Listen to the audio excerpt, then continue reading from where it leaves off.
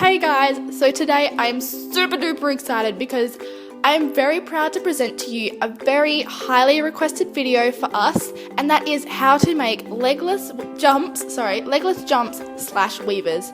So without further ado, let's get started.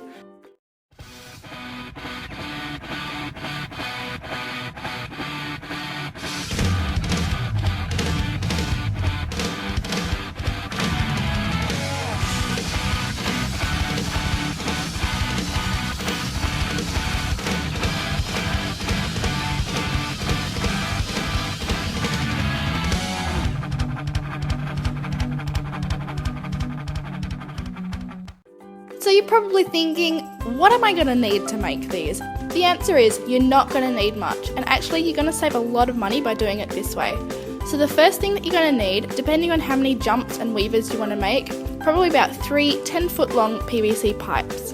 And the width of the PVC pole is completely up to you. I'm just using what I had on my shed, and I think that is a 30mm. The next thing you're going to need is a PVC T-piece that matches the sizing of your PVC pole.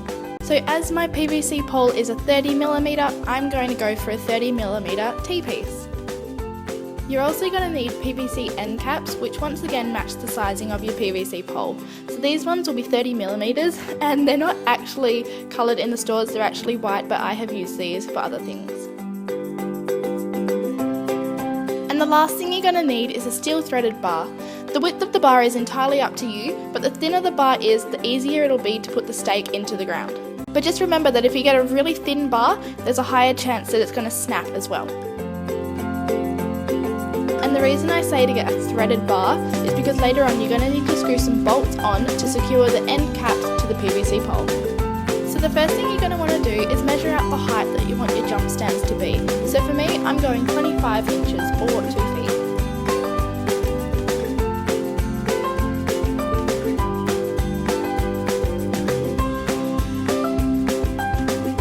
So now that all your markings have been marked on your PVC pole, it's time to cut them. If you feel unsure about doing this yourself, it might be better if you get an adult to do it for you.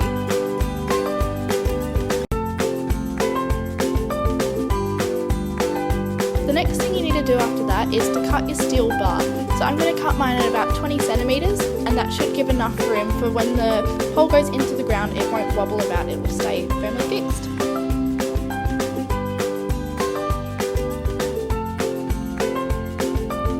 So now that's all marked, you need to get a metal saw and cut along the lines, and once again, if you need an adult to do this for you, go for it.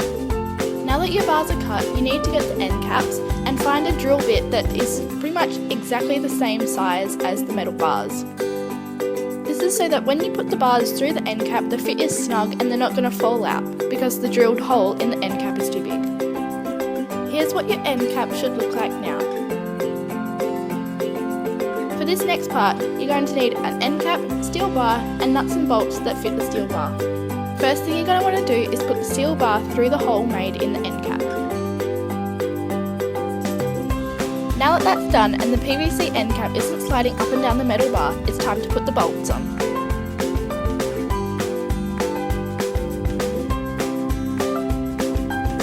So to secure the PVC end cap to the metal bar, you need to put a bolt at either end of the bar. You might need pliers to do this. Once you've got the bolts on the bar, continue to tighten them until both bolts are only separated by the PVC end cap.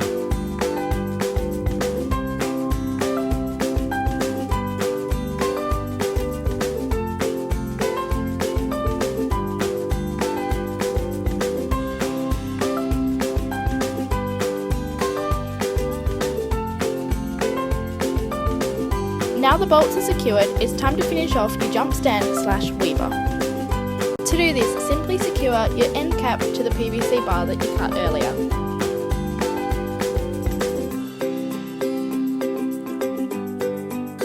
So that's the weave pole part done. To make this a jump, what you need to do is get the T-piece that I told you about earlier and draw a line down the centre of it like. What I've done here is I've just got a saw and cut down that line that I just drew.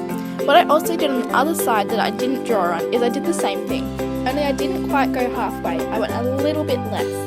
This is your jump cup, and it should clip on just like this. So what I'm doing here is I'm putting the measurements on for my jumps. Because I have two dogs and they're both different heights, Lucy jumps 25 centimeters and Zachy jumps 30. So instead of me having to measure out every time I put the jump cup on, I just put the measurements there on the bar so I can quickly just change the jump cup from one height to the other.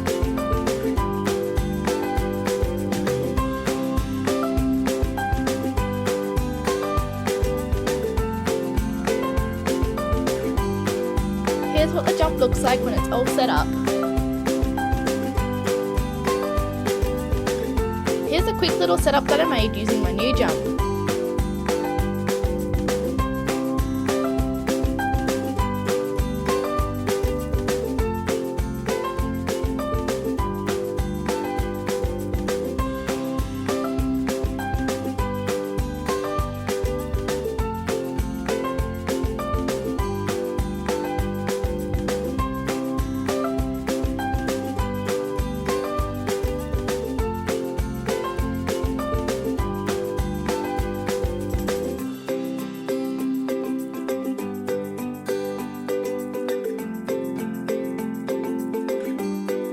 To find out how I set up my weave poles like this, watch my How to Train Your Dog the Weave Poles video.